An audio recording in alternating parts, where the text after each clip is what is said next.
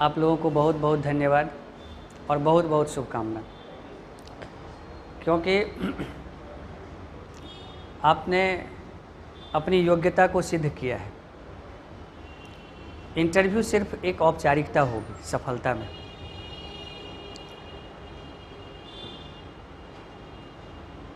क्योंकि सफलता का जो निर्णायक भूमिका है वो मेंस की होती है, जो आप क्वालिफाई कर चुके हैं और एक बड़े समूह से आप अलग हो चुके हैं। तो इसके लिए आपको फिर से एक बार धन्यवाद।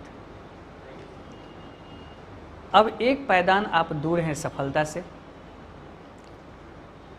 जब आदमी तैयारी शुरू करता है सिविल सेवा का, तो उस दिन से सोचता है कि इंटरव्यू कैसे होता है। अपने दोस्तों से, अपने परिवारों से, अपने सीनियर से वो इंटरव्यू के बारे में कहीं अनकहीं चीज़ें सुनता आता है और आज आप उससे रूबरू होंगे। अब वो समय आ गया कि जहाँ पर आपको इंटरव्यू में जाना है।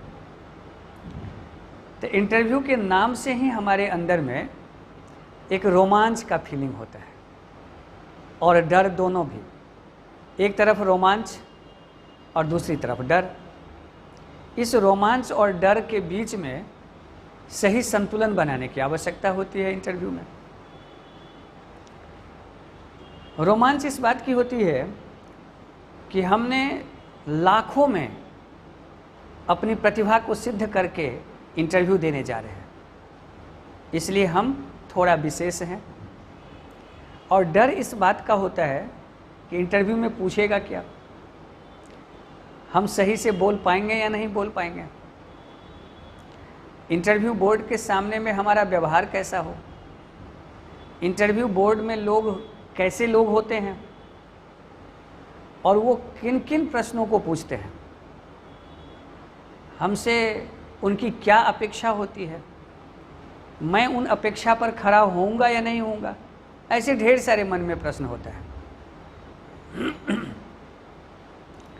तो एक बात जो आप लोगों को सबसे पहले बिठाना है दिमाग में कि इंटरव्यू एक औपचारिकता है और एक औपचारिक संवाद है। किसके बीच? तो होने वाले अधिकारियों का,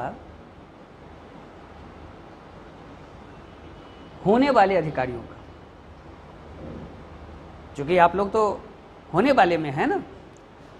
कल आप ही लोग ऑफिसर्स बनेंगे, सीनियर डिप्टी कलेक्टर बनेंगे, डीएसपी बनेंगे, रजिस्ट्रार बनेंगे। और वो जो वहाँ चुन रहे होते हैं उनका काम होता है कि हम बिहार के लिए एक प्रशासकीय व्यक्तित्व का चयन करें, प्रशासकीय गुणों का चयन करें। तो इसीलिए ये कभी नहीं सोचना है कि मेरा इंटरव्यू कैसा होगा।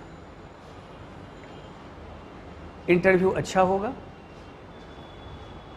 और उसको अच्छा बनाने के लिए हम थोड़ा सा प्रयास करेंगे। इंटरव्यू की हमारी सफलता में दो ही भूमिका है। एक कि वो हमारे रिजल्ट को रैंक में ला देता है और हमें सेलेक्ट कर देता है। ये दो काम है इसका। अगर आपका मेंस में अच्छा नंबर है और इंटरव्यू में भी थोड़ी अच्छी मेहनत हो गई तो हम रैंक में आ गए, या फिर इंटरव्यू में अगर थोड़ा हम अच्छा नंबर कर लिए और कुछ नंबर से अगर हमारा रिजल्ट रुक रहा है तो इंटरव्यू उसमें सहायक हो गया। तो इसीलिए इंटरव्यू सफलता का निर्णायक कदम है और इसलिए हम इसे सहज नहीं लाएंगे, अनसहज रूप से इसे स्वीकार करेंगे। इसके लिए थोड़ा सा हम प्रयास करेंगे, थोड़ा सा अपने आप पर प्रयास करेंगे अपने व्यक्तित्व पर प्रकाश करेंगे, अपने विचार पर प्रयास करेंगे, अपने तमाम जो हमारी सराउंडिंग्स हैं उस परिवेश पर विचार करेंगे, हमारा इंटरव्यू अच्छा हो जाएगा। इसलिए इंटरव्यू से घबराना नहीं है, इंटरव्यू को स्वीकार करना है और ये समझना है कि अगर हम इंटरव्यू नहीं देंगे तो आज से तो हम इसी का तो इंतज़ार कर रहे थे। आज जो हम लोग तैयारी कर रहे थे, जब से शुरू किए तैयारी आप लोग, तब से तो यही सोचते थे ना कि इंटरव्यू देने का मौका मिले। तो आज ये मौका मिल रहा है आपको, तो इस मौका को अपने हाथ से हमें जाने नहीं देना है और अपने व्यक्तित्व का तमाम जो दोष है उसे दूर करना है। और उसको दूर करने के लिए हमें कुन कुन चीज़ों पर काम करना है। इंटरव्यू ही एक ऐसी तैयारी होती है जिसमें प्रत्येक व्यक्ति के लिए प्रत्येक स्ट्रेटजी होती है, लेकिन इसके बावजूद भी कुछ कॉमन चीज़ें होते हैं जो सबको जानने की ज़रूरत होती है और जो सब कोई तैयार करते हैं। तो हम लोग चलते हैं उसकी तरफ। आज हम लोगों का कॉमन इंटरव्यू क्लास है जिसमें हम इंटरव्यू से जुड़े हुए तमाम जो कॉमन प्रश्न हैं, कॉमन चीज़ें हैं जिसे हमें तैयार करने की ज़रूरत है, उन सारे चीज़ का जो ड्राफ्टिंग है, फॉर्मेटिंग है, ये आज हम लोग करेंगे। और उसके अकॉर्डिंग फिर हम लोग मॉक इंटरव्यू का, सब्जेक्टिव इंटरव्यू का रूपरेखा तैयार करेंगे। कोई दिक्कत तो नहीं। हम लोग जो इंटरव्यू का जो हमारा अपना कार्यक्रम होगा उसमें पहला कार्यक्रम है जो आज का है, जो हमारा होगा कि हम इंटरव्यू में किन किन चीज़ों को करें, फिर सब्जेक्टिव विषय को लेकर, फिर उसके बाद जो है मॉक इंटरव्यू होगा, फिर जो हमारा जो एक ग्रुप संवाद है वो होगा इस बार के कार्यक्रम में मैंने शामिल किया है।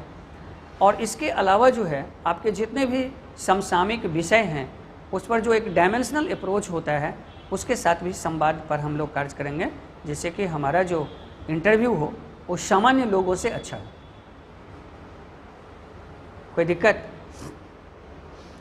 तो इंटरव्यू में सबसे पहला चीज़ जो हमें जानना है, देखना है,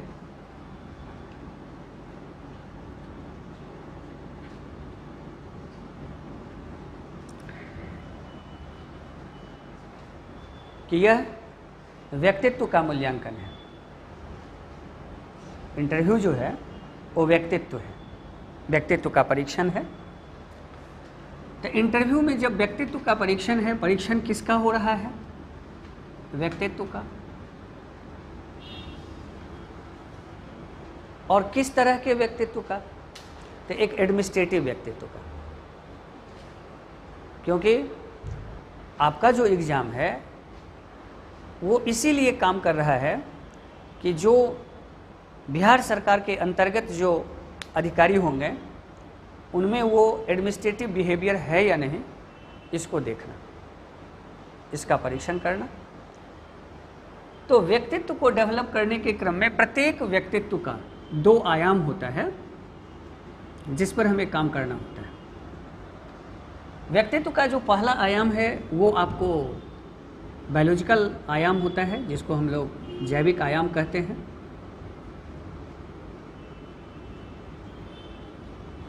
और दूसरा सामाजिक आयाम है।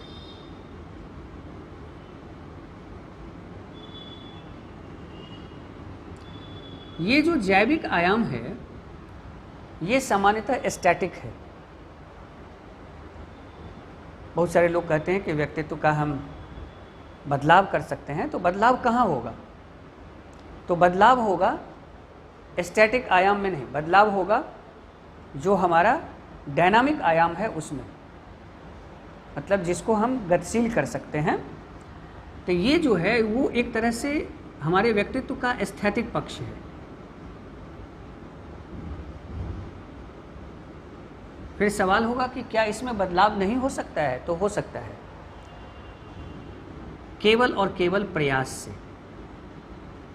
क्योंकि ये हार्मोनल मैनेजमेंट है।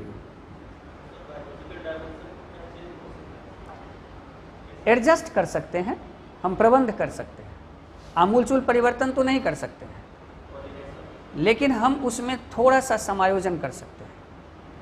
अब मान लीजिए कि हमारा जो बायोलॉजिकल एस्पेक्ट होता है, जिसमें बायोलॉजिकल कमियां होती है, उसमें जो सबसे बड़ा चीज़ होता है वो होता है हमारा टेम्परामेंट, हमारा गुस्सा, हमारी इरिटेशन, हमारा ईगो, नकारात्मक जो है सो व्यवहार,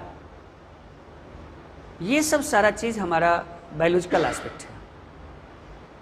और ये सारी चीज़ कंट्रोल होते हैं हार्मोन से। तो हार्मोन के एडजस्टमेंट को अगर हम प्रैक्टिस से कंट्रोल कर लें तो ये सब गुण थोड़ा ठीक हो सकता है। जिसमें मान लीजिए कि हमारा हाइट है, रंग है, रूप है, आकार है, इसको हम बहुत ज़्यादा क्या बदल सकते हैं? हाँ, इसमें थोड़ा सा बदलाव किया जा सकता है, थोड़ा एडजस्ट किया जा सकता है। आप ऐसे समझिए, आमूलचूल तो नहीं कह सकता है। अब व्यक्तित्व के आमूलचूल परिवर्तन जो होता है वो होता है इस पक्ष में, क्योंकि ये जो है ये आपको गतिशील पक्ष है।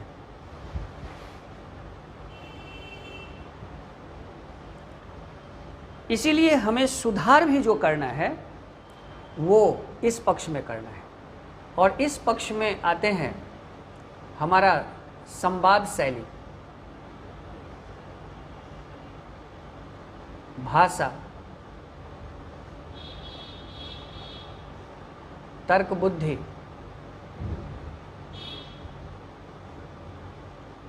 प्रस्तुतिकरण,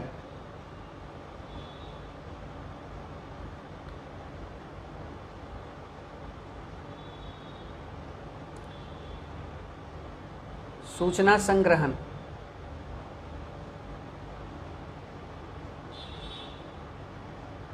सूचना विश्लेषण,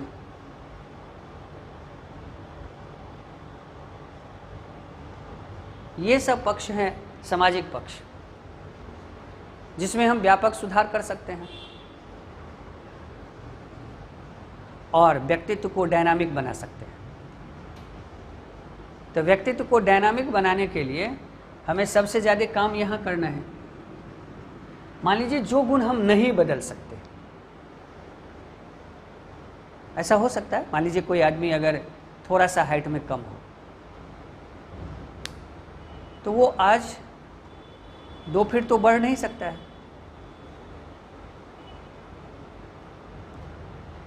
क्योंकि ये तो हार्मोनल चीज़ें हैं। मान लीजिए कि किसी आदमी को बात बात पर इरिटेशन हो जाता हो, अपने इमोशन पर, अपनी संवेदना पर, अपनी एटीट्यूड पर वो नियंत्रण नहीं रख पाता हो, ये सब तो व्यक्तित्व का नकारात्मक दोष है, नकारात्मक पक्ष है। ठीक है। छोटी छोटी बातों पर नर्वस हो जाता हो या ओवर कॉन्फिडेंट हो। ओवर कॉन्फिडेंट भी एक व्यक्ति होता है और इंटरव्यू के लिए ये सब खतरनाक है। अगर व्यक्ति ओवर कॉन्फिडेंट है तो वो बोर्ड के सामने में भी ओवर कॉन्फिडेंट हो जाएगा। ठीक है। अगर वो किसी प्रश्न का उत्तर नहीं भी देगा तो उसके चेहरे पर ये भाव नहीं आएगा कि हमने उत्तर नहीं दिया, उसको लगेगा अच्छा कोई बात नहीं, नहीं दिए, मतलब एक केयरलेस टाइप में उसका व्यक्तित्व रहेगा। और यही सब तो रीड होगी हमारे व्यक्तित्व में कि आप किन प्रश्न में ओवर कॉन्फिडेंट हुए, कहाँ पर आप जो है सो निरुत्साहित हुए, कहाँ पर आप नर्वस हुए, कहाँ पर आप में घबराहट आई, किस में आपने तनाव महसूस किया। उस तनाव, ये सारी परिस्थितियाँ होगी इंटरव्यू में। एक लाइन में कहा जाए तो इंटरव्यू क्या है? इंटरव्यू है एक व्यक्ति को 5 व्यक्ति मिल करके परेशान करने का तरीका। क्या यही नहीं है? 5 व्यक्ति मिल करके एक व्यक्ति को क्या करता है? परेशान करता है। अर्थात वो 5 व्यक्ति मिल करके उस एक व्यक्ति में को इतनी सारी चुनौती देता है जिससे कि वो एक व्यक्ति एक साथ 5 चुनौतियों का सामना कैसे करता है। ये गुण का परीक्षण है इंटरव्यू, कोई योग्यता का परीक्षण नहीं है, आपका सामान्य बुद्धिमत्ता का परीक्षण है इंटरव्यू। कि आप 5 अलग अलग परिस्थितियों में, यहाँ जो इंटरव्यू के 5 मेंबर होते हैं या 4 मेंबर होते हैं, ये क्या सिंबल दिखा रहे हैं कि ये आपके लिए 4 चुनौतियाँ हैं जिसे एक ही समय पर आपको चारों से सामना करना है। जैसे जीवन में या प्रशासनिक कार्य व्यवहार में ऐसा हो सकता है कि एक ही टाइम में आपके पास कई तरह की चुनौतियां आ जाए, तो आप उन सारी चुनौतियों का समाधान कैसे करेंगे, इसके लिए इंटरव्यू के माध्यम से वो बुद्धिमत्ता का परीक्षण करते हैं हमारे बोर्ड। इसलिए इसमें ये मत सोचिए कि इंटरव्यू में हमने कुछ प्रश्नों का उत्तर नहीं दिया तो हमारा इंटरव्यू बुरा हो गया, या हमने बहुत सारे प्रश्नों का जवाब दे दिया तो हमारा इंटरव्यू अच्छा हो गया। ये मत सोचिए। कई बार बहुत सारे प्रश्नों के उत्तर देने के बावजूद भी अच्छा इंटरव्यू नहीं हो सकता, और कई बार कम प्रश्न के उत्तर देने के बावजूद भी अच्छा इंटरव्यू हो सकता है। क्यों? तो आपने कम प्रश्नों के उत्तर देने के क्रम में आपकी परिस्थितियां क्या थी, आप कितने तनाव में थे, प्रश्न कैसा था, प्रश्न के स्वरूप क्या था, आपके उत्तर देने के तरीके क्या थे, उत्तर देते वक्त आपके भाव भंगिमाएँ क्या थी, इन सब का रीड करके उस उत्तर का मूल्यांकन किया जाएगा।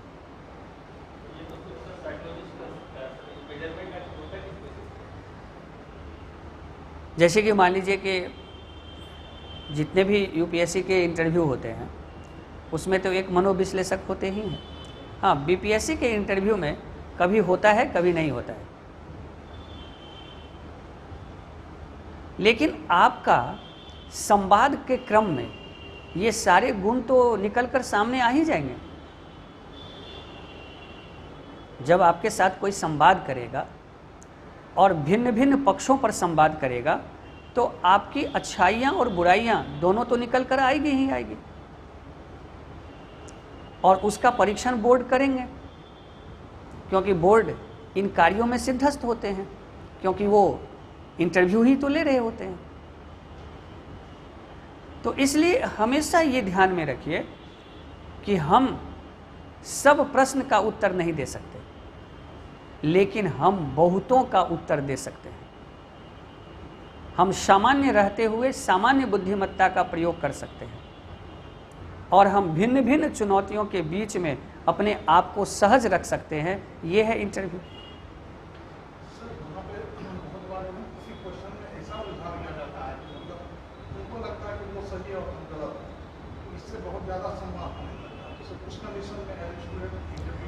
बिल्कुल, उन सभी प्रश्नों का जो है, जो उस तरह के सारे चीज़ें जो है उन सब पर हम चर्चा करेंगे। कि कई बार ऐसा होता है कि मान लीजिए कि आपने जो उत्तर दिया वो उत्तर बोर्ड को संतुष्ट न कर पाए, या उनके अनुसार कुछ और उत्तर होता है।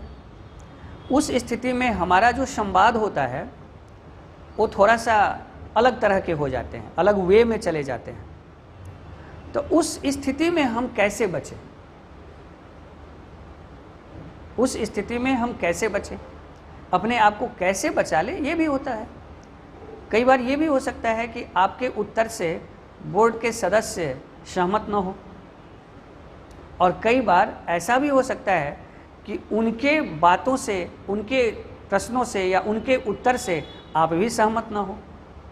तो इन दोनों के बीच में भी तो सामंजस्य बनाना है हमें, क्या है कि नहीं है?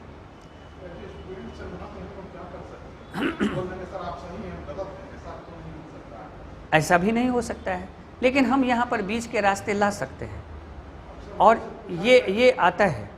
हम इस पर आएंगे, आपके साथ हम चर्चा करेंगे, आप लोगों के साथ व्यक्तिगत भी हमारा संवाद होगा कि इन सारे चीज़ों में, इन सभी स्थितियों में हम एक सर्वमान्य उत्तर कैसे दें, एक मानक उत्तर क्या हो। ठीक है, पहले हम लोग एक फॉर्मेट पूरा बना लेते हैं कि हमें किन किन चीज़ों पर काम करना है, जिससे कि आज के बाद जब हम लोग मिलेंगे तो आपके पास एक अच्छा खासा फॉर्मेट रहेगा और उसके अकॉर्डिंग हम लोग कार्य करके मिलेंगे। ठीक है ना? अब यहाँ पर हमारा व्यक्तित्व का ये चीज़ें आ गई, तो सुधार हमें किस में करना है, इस 15 दिन में हम क्या सुधार करेंगे। हमारा इंटरव्यू अगर मान लीजिए कि मई के 2nd और 3rd वीक में हो, तो उस दौरान इतने दिन में हम इन चीज़ों को ठीक कर सकते हैं। ठीक है, तो हमें सबसे ज़्यादा ध्यान इस पर देना है, और इसको दुरुस्त करने के लिए पूरे इंटरव्यू को हम तैयारी के क्रम में इसको जो है सो हम 3 पार्ट में बांट लेंगे। मतलब 3 तरह से हम इंटरव्यू को तैयार करेंगे। हम इंटरव्यू को तैयार नहीं कर रहे होते हैं, इंटरव्यू के माध्यम से हम अपने आप को तैयार कर रहे होते हैं, ये समझिएगा। हम इंटरव्यू तैयार नहीं करते हैं, हम तैयार किसको कर रहे हैं? अपने आप को। और कुछ ऐसी चीज़ हैं जिसे हमें अपना गुण बना लेना है। जैसे कुछ चीज़ें ऐसे होते हैं जो हमारा स्वाभाविक चीज़ें नहीं होती हैं।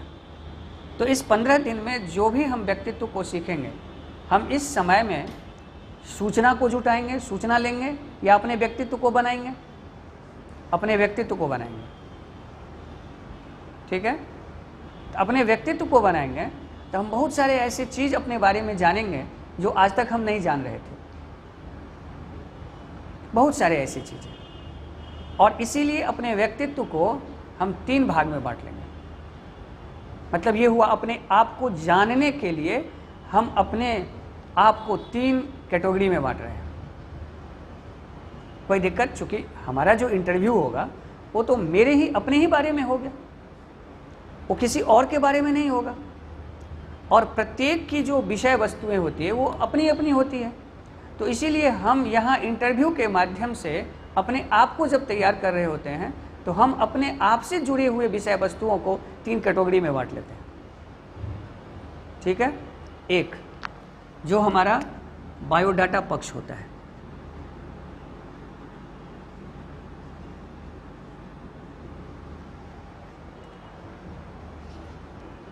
दूसरा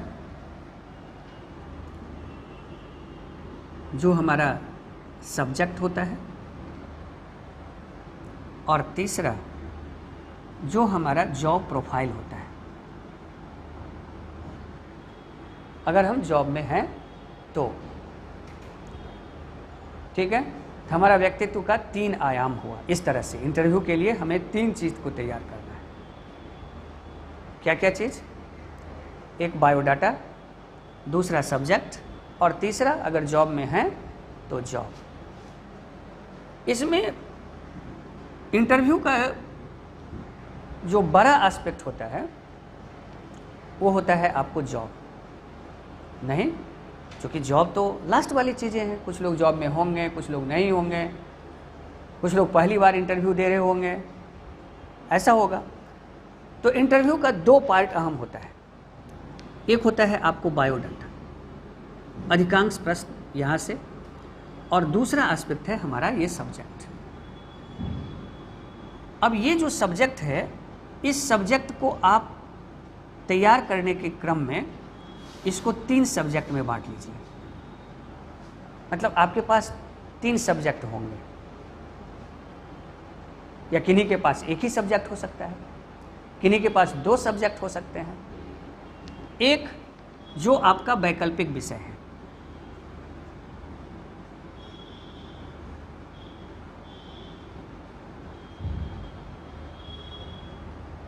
और दूसरा जो आपका एकेडमिक विषय है।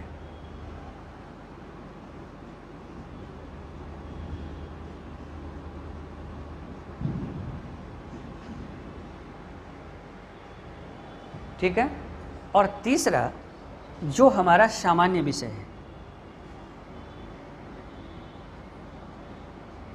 यहाँ सामान्य विषय का भाव हो गया जीएस से, क्योंकि ये हमारे तैयारी का डायमेंशनल पेपर है, ये कभी पीछा हमारा नहीं छोड़ेगा। बिल्कुल, इसमें जब हम लोग आएंगे, इसमें थोड़ा सा हम लोग इसी को पहले कर लेते हैं, फिर थोड़ा सा फ्रेम कर देते हैं, फिर हम लोग इन सारे विषय पर आपके पास प्रश्न मैं दूंगा जिससे कि आप प्रैक्टिस करेंगे, और फिर इस पर जब मॉक इंटरव्यू होगा तो प्रॉपर कॉन्फिडेंस में आप तैयार रहें। ठीक है। अब यहाँ जो हमारा सामान्य विषय है, इस सामान्य विषय में जो सबसे बड़ा सेक्शन है वो है हमारा समसामयिकी का।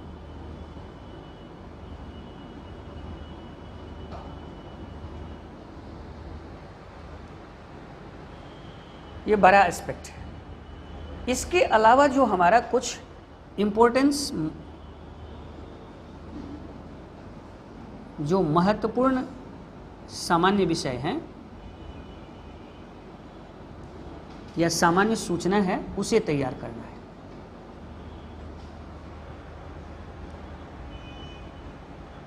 चलें, ये महत्वपूर्ण सामान्य सूचना का मतलब हो गया ऐसा इंफॉर्मेशन जो करंट में न रहते हुए भी दे सकते हैं।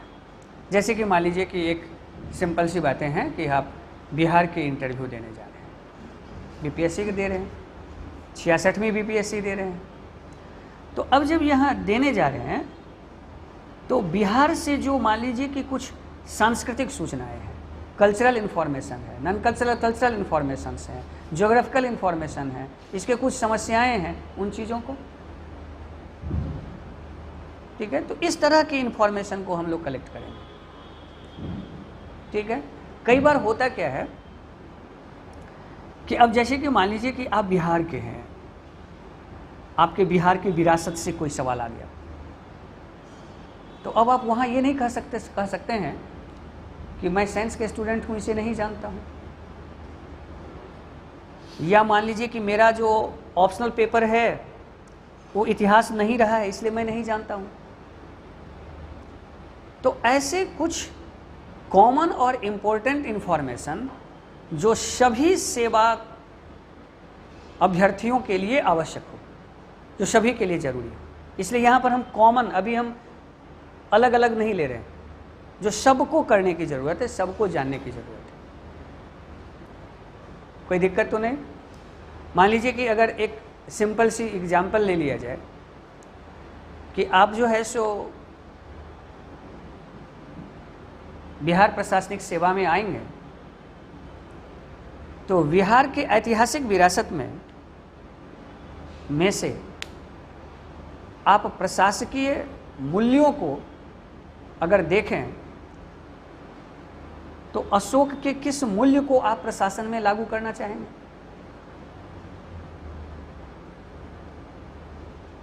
और उस समय में हम ये नहीं कर सकते क्योंकि हम बिहार के हैं, तो हमें ये सब चीज़ें थोड़ा जानने की ज़रूरत होती है। चलें आगे। इसमें अब दूसरा सबसे बड़ा पक्ष जो है, ये हमने केवल फॉर्मेट किया कि आपको ऐसे हम लोगों को तैयार करना है इन चीज़ों पर। सबसे बड़ा जो पक्ष है वो है हमारा बायोडाटा। ये हम बायोडाटा नहीं तैयार करते हैं, एक तरह से अपने आप को जानते हैं, जो आज तक नहीं जानते थे। हम लोग पूरे सिविल सेवा के तैयारी के दौरान में अपने नाम का भी अर्थ हम लोग इंटरव्यू के समय ही जानते हैं। उससे पहले दिमाग में ये रहता है कि इंटरव्यू देना है, इंटरव्यू देने के लिए जाना है। अच्छा, इंटरव्यू के समय में सोचेंगे कि मेरे नाम का क्या अर्थ है। और इंटरव्यू का जब वक्त आता है तो सही मायने में मैं कहता हूँ कि ये एक आत्मचिंतन का काल होता है। ये तैयारी का काल नहीं है। किसका काल है? आत्मचिंतन का काल है। और अपने आसपास के घटनाक्रमों पर एक सूक्ष्म चिंतन को विकसित करने का अवसर होता है ये, इसलिए वो काम करने की ज़रूरत होती है। अब जब हम लोग बायोडाटा में यहाँ पर आएंगे तो बायोडाटा से हमें ढेर सारी चीज़ तैयार करना है, ढेर सारा चीज़। पहले हम लोग बायोडाटा का पॉइंट बना लेते हैं और फिर प्रत्येक पॉइंट पर सब पॉइंट बना करके हम लोग क्वेश्चन निकालेंगे। आपको एक काम करना है, आज से आप जब तक इंटरव्यू देंगे तब तक जो भी विषय जाने या पढ़ें उस विषय को छोटा प्रश्न बनाएं और छोटा उत्तर बनाएं।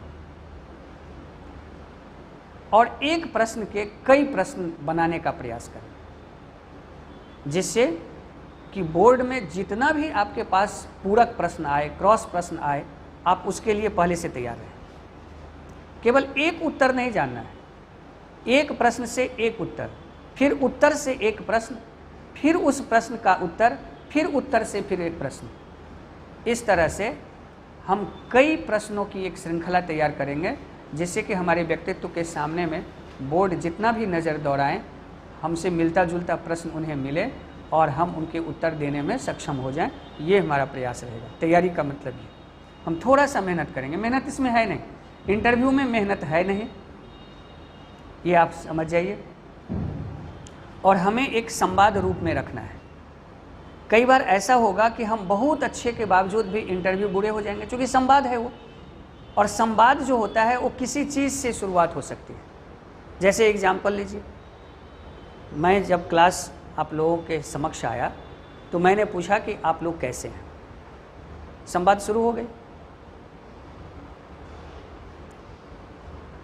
या मैं आता और पूछता आप लोग क्या कर रहे हैं, उससे भी शुरुआत हो गई। तो संवाद शुरू करने का कोई भी पॉइंट हो सकता है, कोई दिक्कत, और उस पॉइंट को मेरे दिमाग में रहना चाहिए कि मैं जब इंटरव्यू जाऊंगा तो मेरे व्यक्तित्व से संबंधित वो ऐसा कौन सा पॉइंट होगा जहां से पहले प्रश्न बनने की संभावना होगी। ये अगर हम मॉक के दौरान सीख गए या अगर इंटरव्यू से पहले सीख गए तो हम थोड़ा सा इंटरव्यू में सहज होते हैं। चलें तो आगे बढ़ते हैं। बायोडाटा के शुरुआत जो होती है वो आपके नाम से होता है। हम एक एक कर लिखते हैं, फिर एक एक कर सब पर आएंगे। नाम है, डेट ऑफ बर्थ है,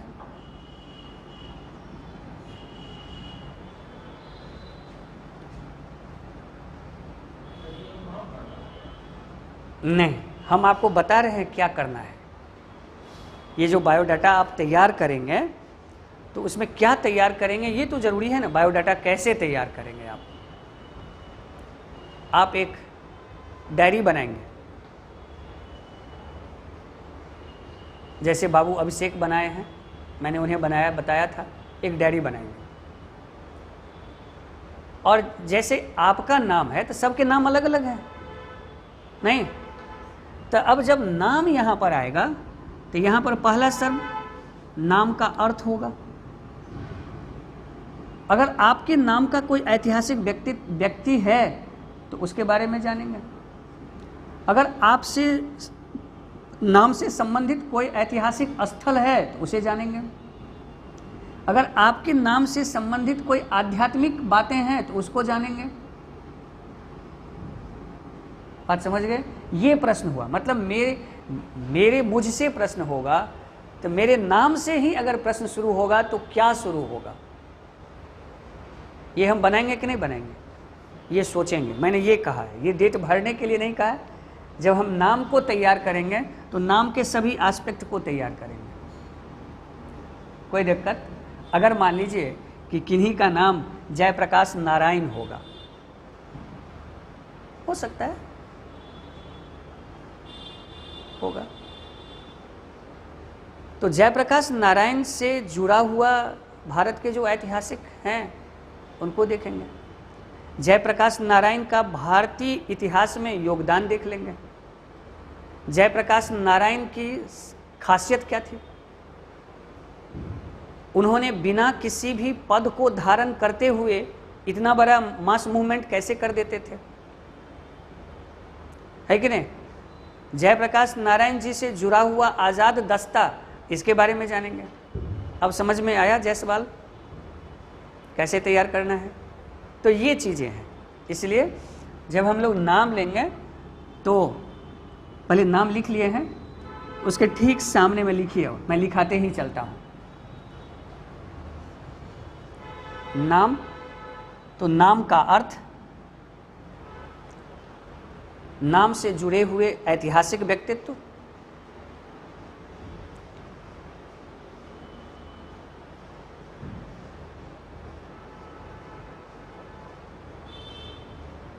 नाम का आध्यात्मिक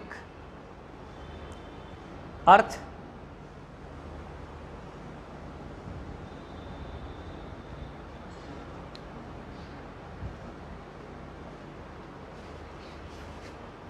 ठीक है, नाम से जुड़े हुए कोई महत्वपूर्ण स्थल अगर हो तो,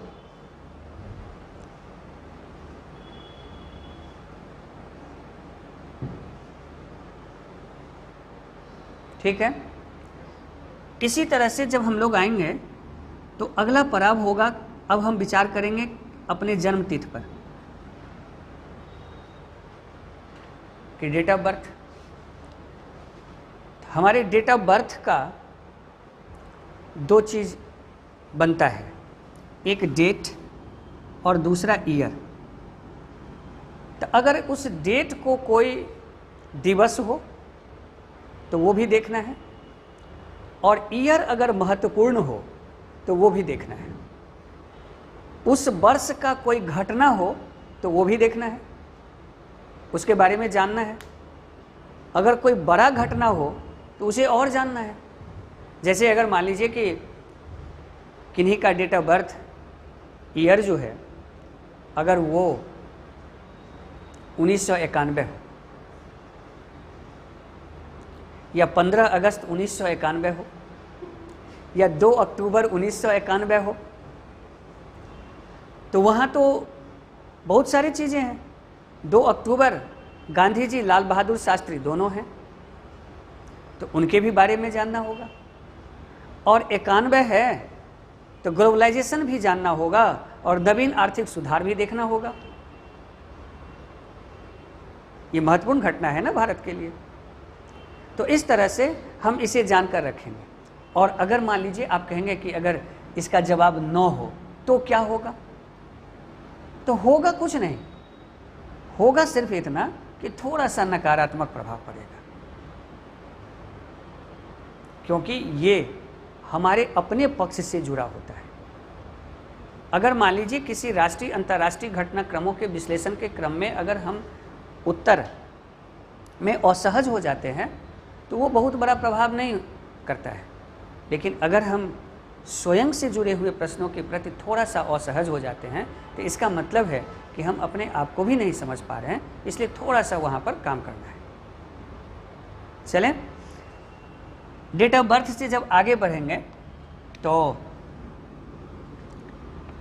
आप बीपीएससी के इंटरव्यू दे रहे हैं, इसलिए यहाँ पर आ जाएंगे ग्राम, जो आपका गांव है।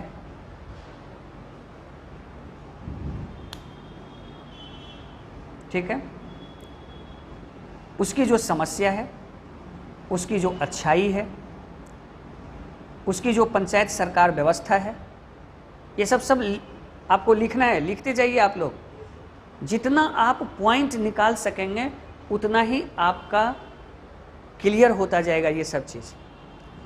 पंचायत की जो योजना है, पंचायत के जो विकास कार्यक्रम है, बिहार की जो ग्रामीण समस्याएं हैं, बिहार में जो ग्रामीण पलायन है,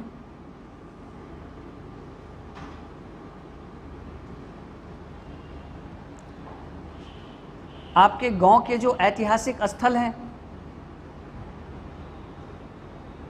धार्मिक स्थल हैं,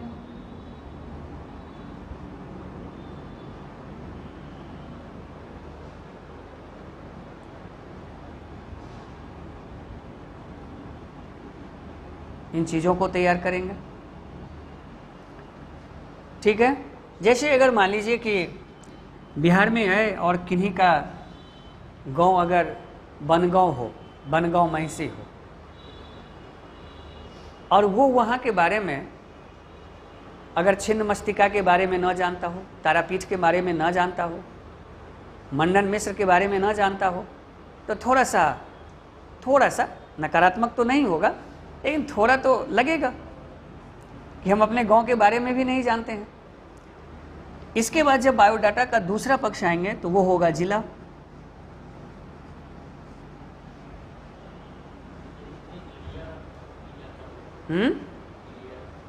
एरिया, बिल्कुल। बिल्कुल, ये सारे प्रॉब्लम के साथ जो सॉल्यूशन होगा इसका ही तो जवाब दुर्गेश कुमार होगा। पहले इंटरव्यू से पहले आपके अंदर में प्रश्न है, इसके बाद जो आपके पास जो परेशानी होगी उसी पर तो एक सम्यक उदाहरण, सम्यक उत्तर हम लोग बनाएंगे।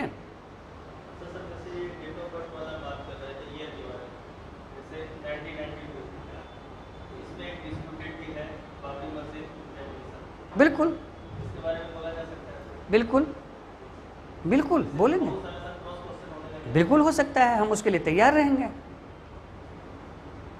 ये तो हम एक सामान्य बना रहे हैं, और यहाँ पर जितने भी लोग, आप लोग सब लोग बैठे हुए हैं, इन सब लोगों के डेट ऑफ बर्थ तो अलग अलग है, तो इनकी तो अलग अलग घटनाएं होगी, अलग अलग उत्तर होगा, एक उत्तर होगा क्या?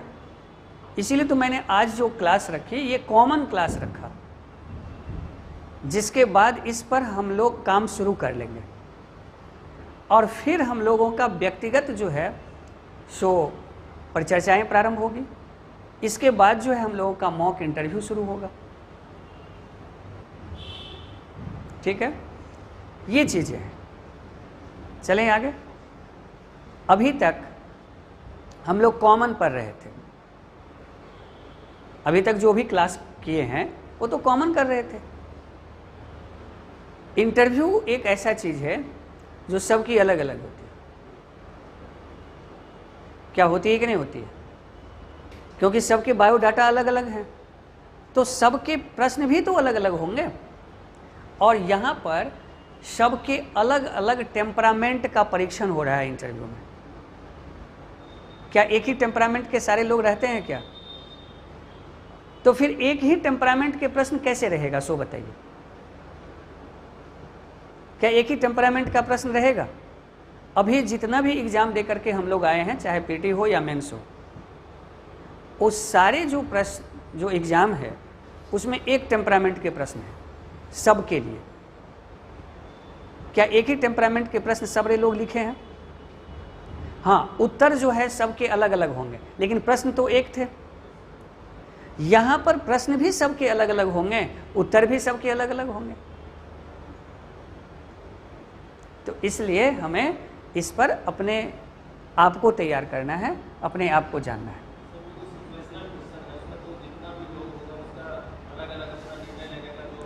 लेकिन उसमें जो आदर्श उत्तर होगा उस पर भी तो आएंगे हम लोग।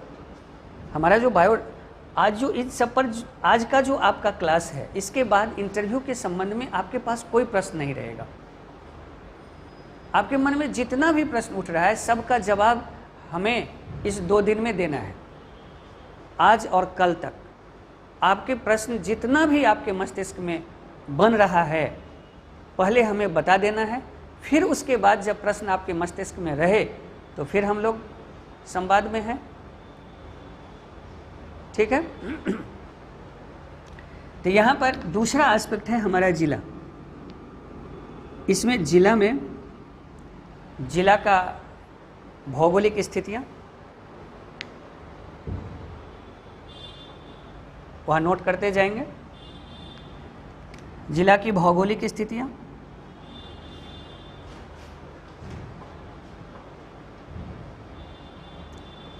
जिला की महत्वपूर्ण योजनाएं,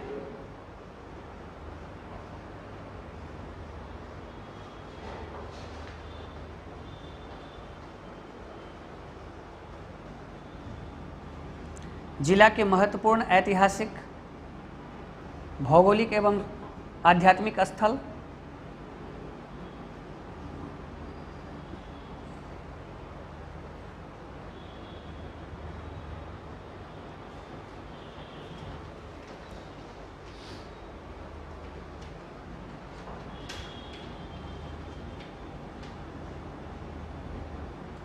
ठीक है। जिला के महत्वपूर्ण व्यंजन,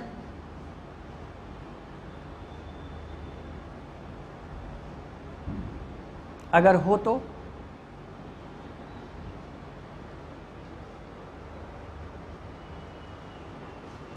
भारत के किसी भी कोने में अगर जिला के रूप में मुजफ्फरपुर का नाम लिया जाए तो लीची का पहले ही इनाम आ जाता है? नहीं। अगर मान लीजिए कि पटना में अगर बात हो तो दुधिया मालदह की जिक्र पहले ही आ जाती है, जिसके बारे में कहा जाता है कि वो मालदह पटना से डायरेक्ट लंदन जाती थी महारानी विक्टोरिया के लिए। तो ऐसे जो हमारे चीज़ें हैं, इन चीज़ों को हमें ध्यान रखना है और इनके पीछे जो चीज़ें हैं वो क्या है, तो आज इन्हें और प्रमोट करने की क्यों ज़रूरत है, इसे हम कैसे करेंगे और इसको प्रमोट करने में किन किन तरह की चुनौतियां हैं ये भी देखेंगे। आप देखेंगे कि भारत सबसे ज़्यादा लीची का उत्पादन करता है, बिहार भी करता है, लेकिन इसके बावजूद भी हम लीची प्रोसेसिंग में पीछे हैं। उसका जो अंतर्राष्ट्रीय राजस्व है उसको अर्जित करने में हम थोड़ा कमज़ोर पड़ जाते हैं। तो एज ए अधिकारी के रूप में इसे मजबूत करने के लिए आप कैसे करेंगे, तो इस तरह के प्रश्नों पर हम तैयार रहेंगे, इस पर हम लोग काम करेंगे। ये केवल हम आपके नज़र में रख रहे हैं, उत्तर मेरा होगा, तैयारी हमारी होगी आपके साथ। तो इस तरह से जिला के जो भी चीज़ें हैं, पकवान हैं, व्यंजन हैं, कुछ वहाँ का धरोहर स्थल है, उन चीज़ों को जानना। कोई दिक्कत? अब मान लीजिए आदमी पश्चिम चंपारण का हो और बीटीआर को न जान रहा हो, वाल्मीकि नगर अभयारण्य को न जान रहा हो, उसके बारे में इन्फॉर्मेशन ना हो, तो थोड़ा सा पड़ता है। बहुत बड़ा तो नहीं पड़ता है, लेकिन पड़ता है। तो इस तरह से हम लोग जिला को तैयार करेंगे। अब जिला के बाद जब तैयार करेंगे तो अब आ जाएंगे राज्य। यहाँ पर आकर के हम लोग रुकेंगे और चूंकि बिहार का इंटरव्यू दे रहे हैं तो बिहार की तमाम जो चीज़ें हैं उसको जानेंगे। तो सबसे पहले बिहार के संदर्भ में इसकी भौगोलिक डिस्टेंस, अक्षांश देशांतर,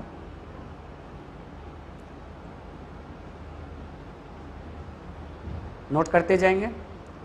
अक्षांश देशांतर, इसके बाद इसकी चौहद्दी,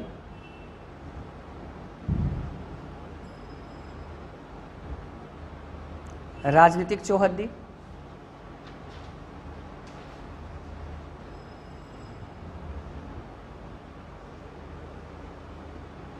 बिहार का गठन वर्ष,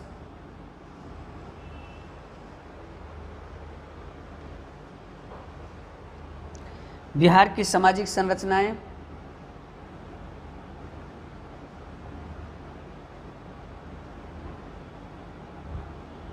बिहार के राजनीतिक विशेषताएं,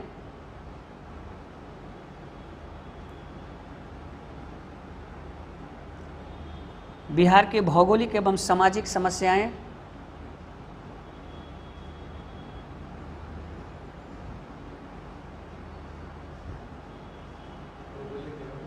सामाजिक, भौगोलिक एवं सामाजिक संरचनाएं, समस्याएं, बिहार की आर्थिक संभावनाएं,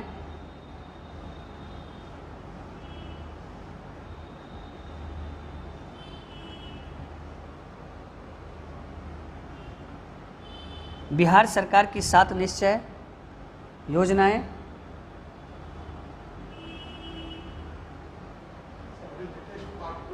पार्ट 2, 7 निश्चय में पार्ट 1 पार्ट 2 दोनों जी।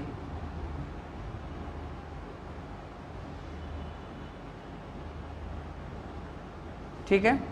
बिहार की प्रमुख समस्याएं, बाढ़ और सूखा,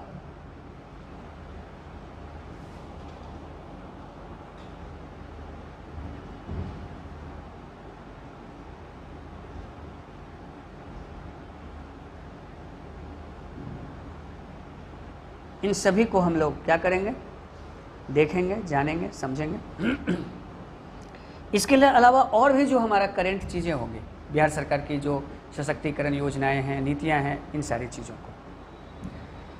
यहाँ के बाद अब हम जब देश पर आएंगे, राष्ट्रीय घटनाक्रम में आएंगे, तो वो घटनाक्रम हमारा यहाँ जुड़ जाएगा समसामयिकी में। कोई दिक्कत? अब यहाँ से हम निकलेंगे, अब बायोडाटा के दूसरे पक्ष में आएंगे। कोई दिक्कत तो नहीं? इस तरह से हम लोग देखेंगे तो बायोडाटा को थोड़ा सा आपको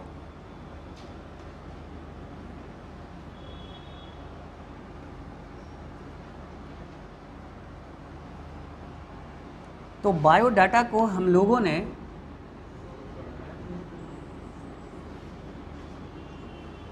तीन पक्षों में देखा। आप टेंशन क्यों? पढ़ना नहीं है, केवल चिंतन करना है। इसका एक एक लाइन में उत्तर होगा। आज तक जो आप लोग मेंस में पढ़े हैं तो प्रत्येक प्रश्न का बड़ा बड़ा उत्तर लिखे हैं। यहाँ अगर एक प्रश्न का उतना बड़ा उत्तर आप अगर बोर्ड को सुनाएंगे तो बोर्ड तो उठ के चले जाएंगे। आपको टू द पॉइंट उत्तर देना है। आज से पहले तक आपका मूल्यांकन ऑन स्पॉट नहीं होता था। इंटरव्यू ही एक ऐसा मूल्यांकन होता है, परीक्षण होता है, जिसमें ऑन स्पॉट मूल्यांकन होता है। क्या होता है कि नहीं होता है? तुरंत उत्तर देना है। तो इसलिए इसके लिए घबराना नहीं है जायसवाल, एकदम इत्मीनान से रहना है। और जब मैं हूँ ना तो फिर दिक्कत किस बात की है? इस बायोडाटा का तीन पक्ष, एक व्यक्तिगत,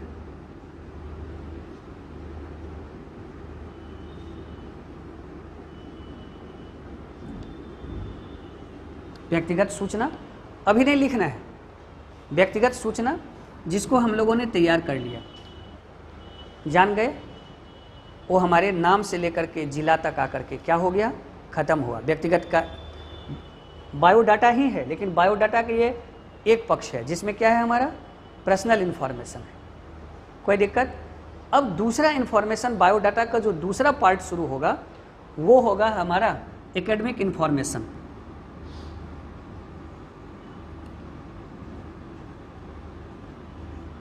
एकेडमिक इन्फॉर्मेशन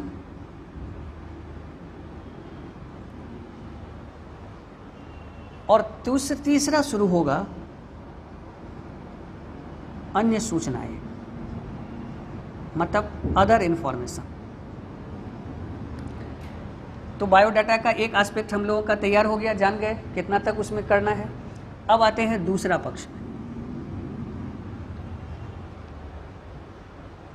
चलें, इस पक्ष में जब हम आएंगे तो सबसे पहले अब देखेंगे कि हमारा एकेडमी में गैप है या नहीं है। कोई दिक्कत? तो इसीलिए अब वहाँ लिखिए एकेडमिक इन्फॉर्मेशन।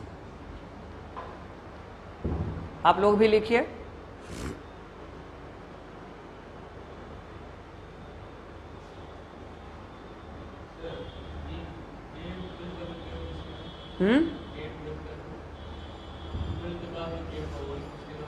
नहीं, जो भी गैप है उसमें जो बड़ा गैप है वो ग्रेजुएशन के बाद का गैप होता है। ठीक है ना? ठीक है, इसीलिए तो एक बात कह रहे हैं कि आपको केवल अपना समय देना है और इंटरव्यू अच्छा हो जाना है। कोई दिक्कत तो नहीं? और आपको याद होगा कि पिछले बार जो है सो गौरव वत्स है अपने यहाँ से, जिसको इंटरव्यू में मतलब हाईएस्ट नंबर है, उसको सेकंड हाईएस्ट नंबर है। जो टॉपर है उसको भी जो है सो मतलब उसके बराबर उसको इंटरव्यू में नंबर है। तो आपको थोड़ा समय देना है। ठीक है ना? इंटरव्यू की तैयारी जो है ना वो पढ़ाई नहीं है, मैं बार बार ये बात कह रहा हूँ। इंटरव्यू की तैयारी, तैयारी जो है वो अपने आप को तैयार करना है, अपने आप को जानना है। मैं हमेशा कहता हूँ कि इंटरव्यू अपने आप को जानने की तैयारी है। हम जब से तैयारी शुरू करते हैं उस तैयारी के दौरान हमें अपने आप को जानने और परखने का मौका मिलता है क्या? नहीं मिलता है। आपने कभी ये सोचा कि मेरा जो एकेडमिक गैप है उसका क्या होगा? और मैं हमें सारे लोगों को कहता हूँ, जब आप जो अपने यहाँ लोग मेंस देते हैं, जैसे कि अभी जो आप लोगों का जो मेंस का जिन जिन लोगों का रिजल्ट आया है, तो बहुत सारा रिजल्ट है, लगभग 100 प्लस जो है सो मेंस में रिजल्ट है लोगों का, जो सब लोग आएंगे। तो उसमें क्या है कि सबको ये बात मैं बताता हूँ कि आपको करना क्या है कि सबसे पहला फोकस करना है कि मेरा मेंस आ जाए। बाकी इंटरव्यू का जो आपका 15 दिन या 20 दिन का समय है वो मुझे दे दीजिए ना आप। इंटरव्यू तो मैं तैयार कराऊंगा आपको। अब मेरा काम होगा कि आपके गैप का सबसे अच्छा उत्तर क्या होगा ये मैं सोचूंगा, और वो पूछा जाएगा। तो एकेडमिक में सबसे पहला जो हमारा प्रश्न बनेगा जहां से, वो होगा गैप। अगर है तो लिखते चलिए।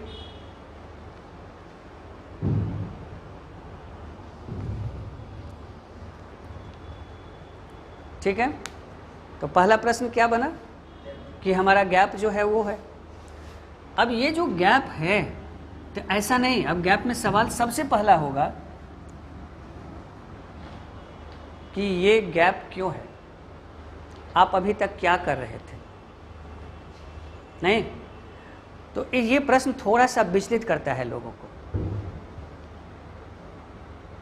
ठीक है, अगर हम ये कह देते हैं कि हम इतना दिन तैयारी कर रहे थे, तो बोर्ड ये भी कह सकता है कि आपको यहाँ तक पहुँचने में इतना समय लग गया। ऐसे लगता है कि मैं क्या जवाब दूँ।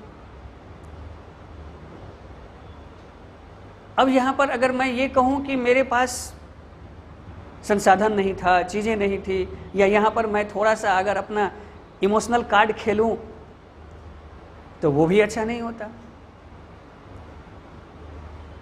तो पहला प्रश्न होता है कि आप अभी तक क्या कर रहे थे, गैप का पहला।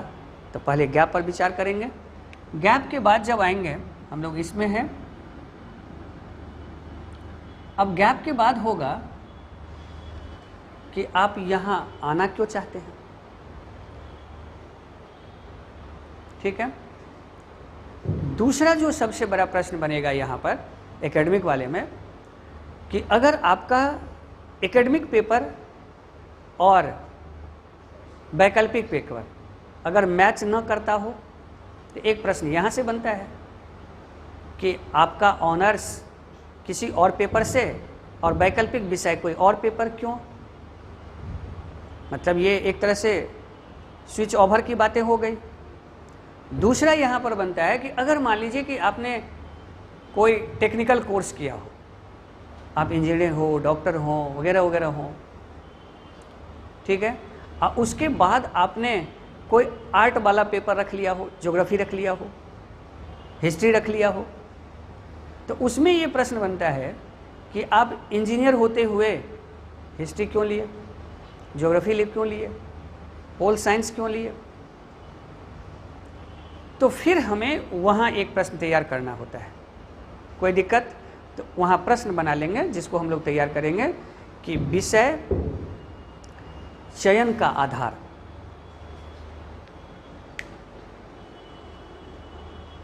विषय चयन का आधार। ठीक है, तीसरा प्रश्न कि आप अपने क्षेत्र को छोड़कर इस क्षेत्र में क्यों आना चाहते हैं। अगर वो क्षेत्र इंजीनियर हो, चिकित्सा हो, कॉमर्स हो या अन्य हो।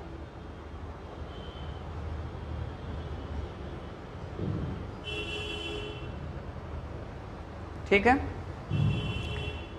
ये तो हो गया सामान्य। इसके बाद अब आ जाइए, जैसे कि आपने जो स्कूलिंग की है या आपका जो कॉलेज है, यूनिवर्सिटी है या स्कूल है, अगर उसका राष्ट्रीय अंतर्राष्ट्रीय महत्व है तो उस पर भी ध्यान देना है। ठीक है, अगर मान लीजिए कि हम पटना यूनिवर्सिटी से हैं, तो पटना यूनिवर्सिटी की स्थापना कब हुई, पटना यूनिवर्सिटी का नेशनल मूवमेंट में क्या कंट्रीब्यूशन रहा, पटना यूनिवर्सिटी से अगर कोई महत्वपूर्ण राष्ट्रीय आंदोलन या नेतृत्व करता रहे हो तो उनके बारे में जानना। तो इस तरह के प्रश्नों को तैयार करना।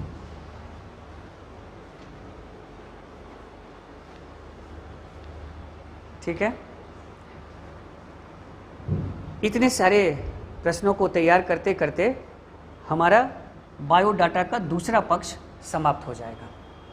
हमारा कॉन्फिडेंस थोड़ा सा बढ़ जाएगा, क्योंकि जब हम इतने अनछुए प्रश्नों का उत्तर खोज लेते हैं तो हमारे जो कॉन्फिडेंस लेवल होता है वो थोड़ा क्या हो जाता है, बढ़ जाता है। इसके बाद जो हमारा दूसरा एस्पेक्ट आते हैं इसी एकेडमिक में से नीचे, वो होता है अन्य।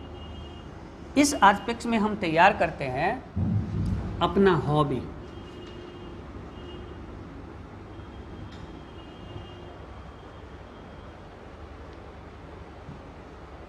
ठीक है, अपना हॉबी। और हॉबी को तैयार करते वक्त मैं आपको एक बात बता दूं कि यूपीएससी की तरह हॉबी जो है सो यह मेंशन नहीं होता है, लेकिन पूछा जाता है। बोर्ड अपने से हॉबी पूछते हैं, इसलिए हॉबी हमें तैयार करना है। अब हॉबी तैयार करते वक्त हमें ध्यान रखना है कि हॉबी का सकारात्मक नकारात्मक पक्ष, हॉबी का प्रशासन में योगदान, प्रशासनिक कार्य के बावजूद भी हॉबी का कार्य संचालन, ये सारे प्रश्न आप तैयार करेंगे। जो भी हॉबी आप चुनेंगे उस हॉबी से संबंधित। इसके अलावा जो आपका आदर्श पक्ष है,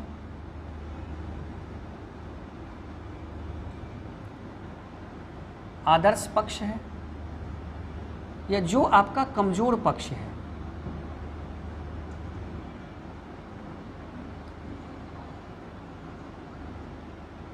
और आदर्श व्यक्तित्व।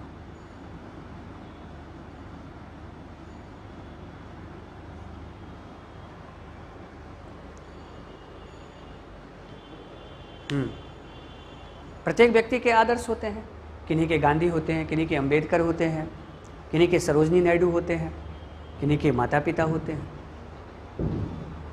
तो जो कोई भी हमारे आदर्श हैं उनके बारे में थोड़ा सा हम तैयार होकर के रहेंगे, क्योंकि उनके व्यक्तित्व का, उनके कृतित्व का, उनके चिंतन का, उनके दर्शन का हमारे जीवन पर प्रभाव होता है। हम उनसे सीखते हैं, इंस्पायर होते हैं, प्रेरणा लेते हैं।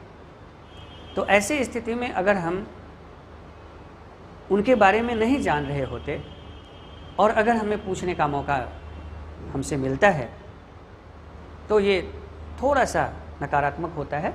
इसलिए हम लोग इन प्रश्नों को तैयार करके रखेंगे।